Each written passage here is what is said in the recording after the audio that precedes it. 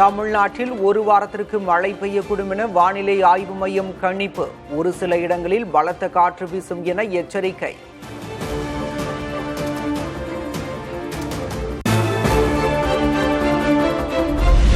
கோவை மாவட்டத்தின் மலைப்பகுதிகள், நீலகிரி மாவட்டத்தில் நாளை மற்றும் நாளை மறுநாள் கனமழைக்கு வாய்ப்பு.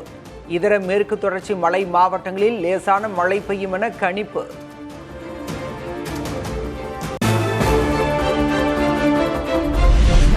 சென்னை மற்றும் புறநகர் பகுதிகளில் பரவலாக மழை. பூந்தமல்லி, பாரிவாக்கம், ஆவடி, பட்டாபிராம், திருவேற்காடு, காட்டுப்பாக்கம், மாங்காடு உள்ளிட்ட பகுதிகளில் மழை.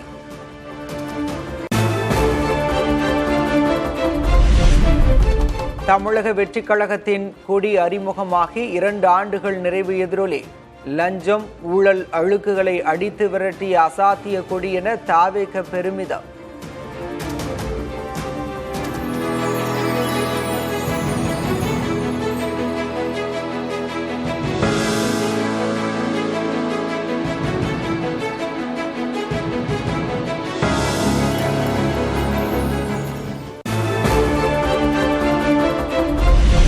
திமுக மாவட்ட செயலர்கள் எண்ணிக்கையை 110ஆக உயர்த்த கட்சியின் செயற்குழுவில் தீர்மானம். 2 சட்டமன்ற தொகுதிகளுக்கு ஒரு மாவட்ட செயலர் என்ற அடிப்படையில் மாற்றம்.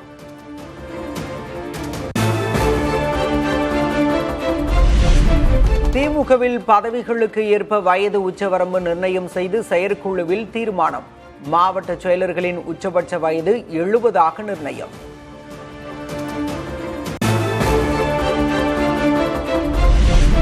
திமுகவில் 45 வயதுக்கு மேற்பட்டோருக்கு இனி கிளை செயலர் பதவி கிடையாது. இளைஞர்களுக்கு வாய்ப்பளிக்கும் வகையில் கட்சி பொறுப்பில் அதிரடி மாற்றம்.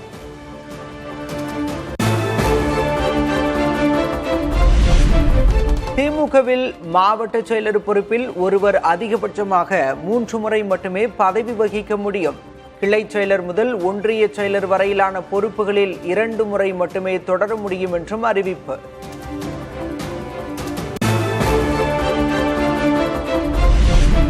திமுகவில் 70 வயதுக்கு மேற்பட்ட 13 பேர் மாவட்ட செயலர்களாக உள்ளனர். ஏவ வேலு, செஞ்சி மஸ்தான், KKSSR ராமச்சந்திரன், அனிதா ராதாகிருஷ்ணன் உள்ளிட்டோர் 70 வயதை கடந்தவர்கள்.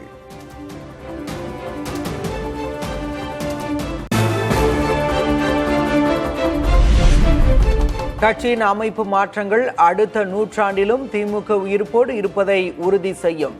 படைக்கு இளையோர் வரும்போது அவர்களை மூத்தோர் வரவேற்று வழிநடத்த வேண்டும் என்றும் திமுக தலைவர் மு.க. ஸ்டாலின் பேச்சு.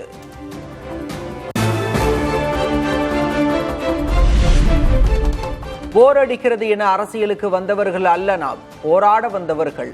இனமும் மொழியும் நாடும் இருக்கும் வரை கருப்பு சிவப்பு கொடி பறக்க வேண்டும் என்றும் திமுக தலைவர் ஸ்டாலின் சூளுரை.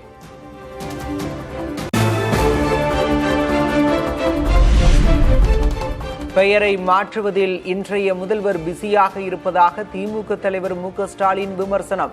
சட்டமன்றத்தை சினிமா செட் என நினைத்து பஞ்ச் டயலாக் பேசிக் கொண்டிருக்கிறார் என்றும் சாடல்.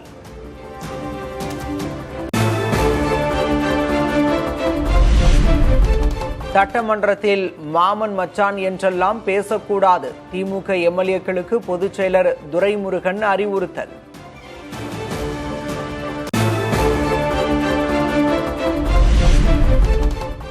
இன்றைய முதல்வர் விஜய் வருங்காலத்தில் பிரதமராவார். அனைவரும் அதை நோக்கி பயணிக்க வேண்டும் என வேலைவாய்ப்பு முகாமில் அமைச்சர் ஜெகதீஸ்வரி பேச்சு. இன்றைய சிஎம், வருங்கால பிஎம் நம்மளுடைய மாண்புமிகு முதலமைச்சர் அவர்கள். அதில் எந்த ஒரு மாற்று கருத்தும் கிடையாது. ஒவ்வொரு நொடியும் நம்ம எல்லாரும் சேர்ந்து அதை நோக்கியே பயணிப்போம். இந்தியா கூட்டணியில் தமிழக வெற்றிக் கழகம் நிச்சயம் இடம்பெறும் என சிறுபான்மையினர் நலத்துறை அமைச்சர் ஷாஜகான் பேட்டி. பிரதமர் வேட்பாளராக முதல்வர் விஜய் முன்னிறுத்தப்படுவாரா என்ற கேள்விக்கும் பதில்.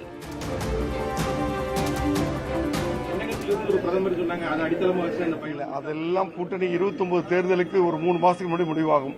இப்ப நான் சொல்லுவேன் எங்க தலைவர் பிரதமராக வரணும், இவரு அவங்க தலைவர், எல்லாருக்கும் அந்த விருப்பங்கள் இருக்கும். அது கூட்டணின்னு அமையும் போது கூட்டணி கட்சி தலைவர்களாம் அமர்ந்து பேசி யாருக்கு அந்த நேரத்தில் முடிவெடுப்பார்.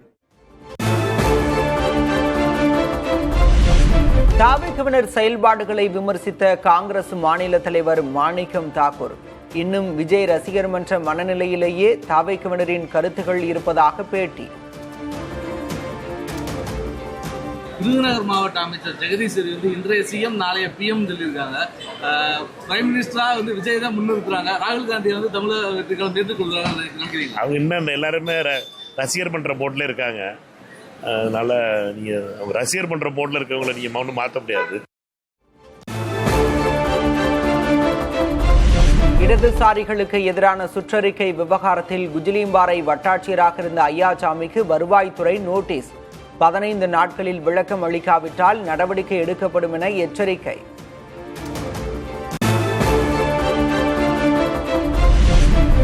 மாணவர்கள் போராட தடை விதிக்கப்பட்ட சுற்றறிக்கை தொடர்பாக கல்லூரி கல்வி இணை இயக்குநர் சிந்தியா செல்விக்கும் நோட்டீஸ். முன் அனுமதி மற்றும் ஒப்புதல் பெறாமல் சுற்றறிக்கை அனுப்பியது ஏன் என பதிலளிக்க உத்தரவு.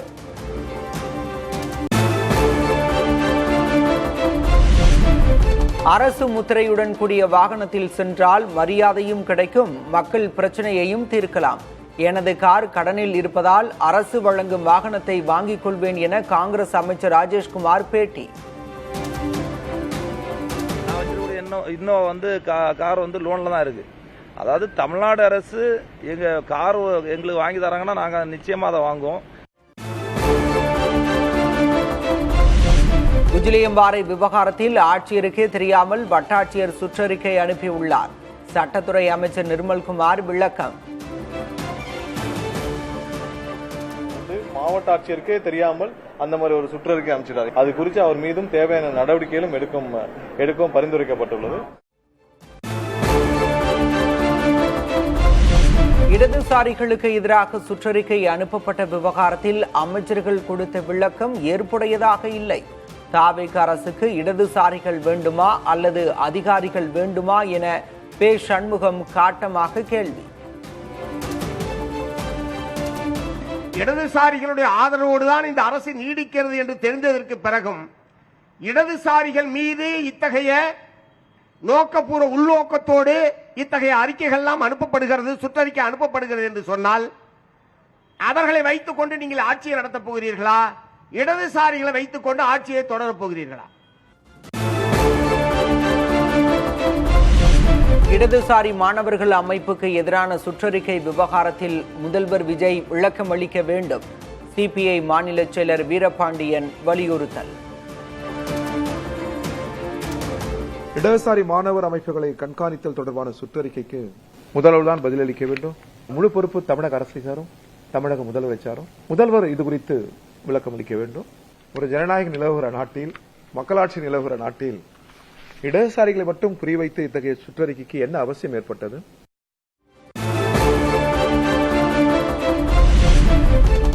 டாஸ்மாக் முறைகேடு வழக்கில் லஞ்ச ஒழிப்புத்துறை அலுவலகத்தில் ஆஜரான செந்தில் பாலாஜி தன் மீது அரசியல் உள்நோக்கத்தோடு வழக்கு தொடரப்பட்டுள்ளதாக விமர்சனம். இந்த வழக்கு முழுக்க அரசியல் காழ்ப்புணர்ச்சியால் உள்நோக்கத்தோடு பதிவு செய்யப்பட்ட ஒரு வழக்காகும். ஆட்சி நடத்துவதை விட எதிர்க்கட்சிகள் மீது வழக்கு பதிவு செய்வதில் சிறப்பு கவனங்களை செலுத்திக் கொண்டிருக்கின்றார்கள். எந்த துறையிலாவது தவறு நடந்திருந்தால் அது குறித்த கோப்புகளை வெளியிட வேண்டியதுதானே? முதல்வர் விஜய்க்கு முன்னாள் அமைச்சர் செந்தில் பாலாஜி கேள்வி. அந்த 3 ஃபைல் ரெடியா இருக்கு, அந்த இதெல்லாம் சொல்லக்கூடாது. இருந்தா ரிலீஸ் பண்ணுங்க. அப்ப கையில இருந்தா நீங்க வெளியிட வேண்டியதானே? எந்த துறையில் தவறு நடந்தது, எவ்வாறான தவறு நடந்தது, யார் தவறு செய்தார்கள், அவர்கள் மீது நாங்கள் வழக்கு பதிவு செய்யறோம், அப்ப நடவடிக்கை எடுக்க வேண்டியதானே?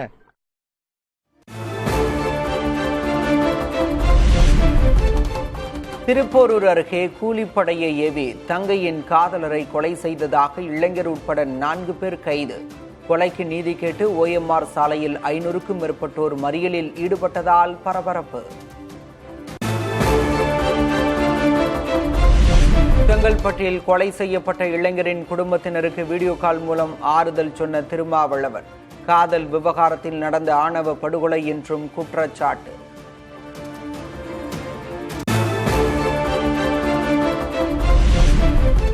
கூலிப்படை தலைவர்களாக தாவேக்கவினர் மாறி வருவதாக தையூர் கொலையை சுட்டிக்காட்டி நயினார் நாகேந்திரன் கண்டனம். ஆணவ கொலைக்கு எதிராக தனி சட்டத்தை உடனே கொண்டுவர வேண்டும் என நீலம் பண்பாட்டு இயக்கம் கோரிக்கை.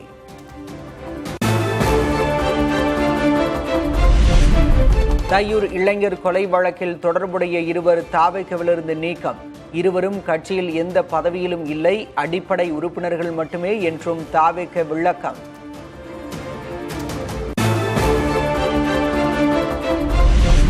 புதுச்சேரி திருப்புவனை தொகுதி தாவேக எம்எல்ஏ சாய் சரவணகுமார் மீது வழக்கு பதிவு. வேர்ல்பூல் நிறுவன அதிகாரிகளுக்கு கொலை மிரட்டல் விடுத்த புகாரில் நடவடிக்கை.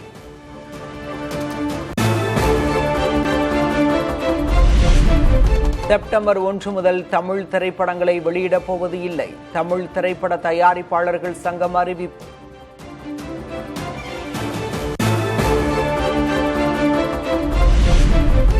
பழம்பெரும் நடிகை சவுகார் ஜானகியின் உடல் தகனம். அரசியல் கட்சியினர், திரையுலகினர் இறுதி அஞ்சலி. வந்தே மாதரம் பாடலை இந்து அல்லாத சமூக மக்களை பாடச் சொல்வது ஏற்புடையது அல்ல, பாடம் மறுத்தால் பிரச்சனை ஏற்படும் என்றும் விசிக தலைவர் திருமாவளவன் கருத்து. இந்து அல்லாத பிற மதங்களை சார்ந்தவர்களை பாடச் சொல்லி வற்புறுத்தும் போது அதன் அடிப்படையில் மதம் சார்ந்த பிரச்சனைகள் எழுவதற்கு வாய்ப்பு இருக்கிறது. வந்தே மாதரம் பாடலின் வரலாற்று சிறப்புகள் இளம் தலைமுறையினருக்கு கொண்டு செல்லப்படும் என பாஜக அறிவிப்பு. டெல்லியில் நடைபெற்ற பாஜக நிர்வாக குழு கூட்டத்தில் தீர்மானம்.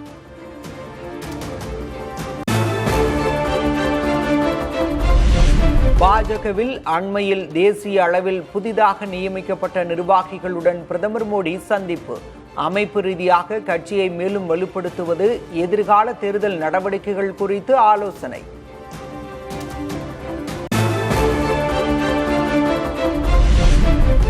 இந்தியாவின் 70 கோடி பெண்களே நாட்டின் மிகப்பெரிய சொத்து என ராகுல் காந்தி பேச்சு. மகாராஷ்டிராவின் புனேவில் மாணவிகளுக்கு மத்தியில் உரையாடிய ராகுல் காந்தி.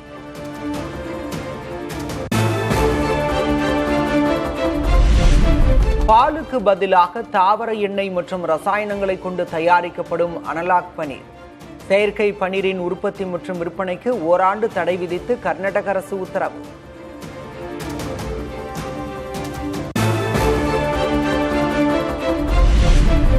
வாழும் கலை அமைப்புக்கு விதிக்கப்பட்ட 5 கோடி ரூபாய் அபராதத்தை ரத்து செய்தது உச்சநீதிமன்றம். யமுனை கரையில் சுற்றுச்சூழல் சீர்கேட்டை ஏற்படுத்தியதாக பசுமை தீர்ப்பாயம் விதித்த அபராதம் ரத்து.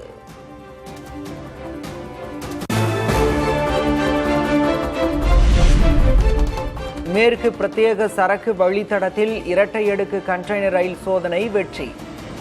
மும்பை ஜவஹர்லால் நேரு துறைமுகத்திலிருந்து குஜராத்தின் வதோதரா வரை இயக்கம்.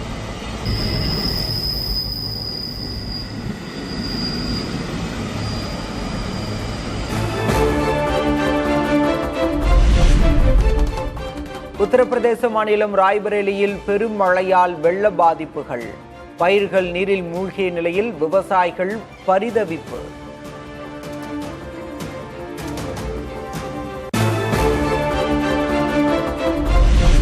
உத்தரப்பிரதேச மாநிலம் அயோத்தியில் பெருக்கெடுத்து ஓடும் சரையு ஆறு. நீர்மட்டம் அபாய அளவை தாண்டிய நிலையில் அதிகாரிகள் தீவிர கண்காணிப்பு.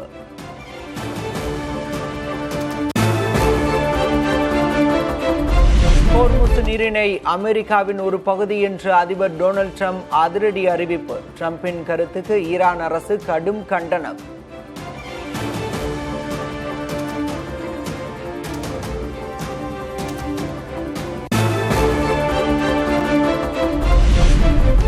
துருக்கி அதிபர் எர்டோகன் ஒரு யூத வெறுப்பு சர்வாதிகாரி என்று இஸ்ரேல் பிரதமர் அலுவலகம் கடும் கண்டனம். இஸ்ரேலை அச்சுறுத்த எர்டோகன் செய்யும் பரிதாபகரமான முயற்சி பலிக்காது என்றும் அறிக்கை.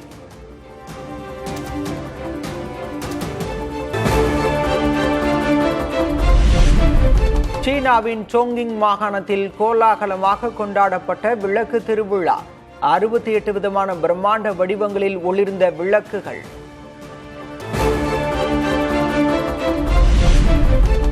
டெல்லியில் நடைபெற்று வரும் உலக பேட்மிண்டன் சாம்பியன்ஷிப் தொடரில் இந்தியாவுக்கு வெண்கலப் பதக்கம். மகளிர் இரட்டையர் பிரிவில் அரையிறுதி சுற்றில் தோல்வியடைந்த த்ரிஷா காயத்ரி இணை.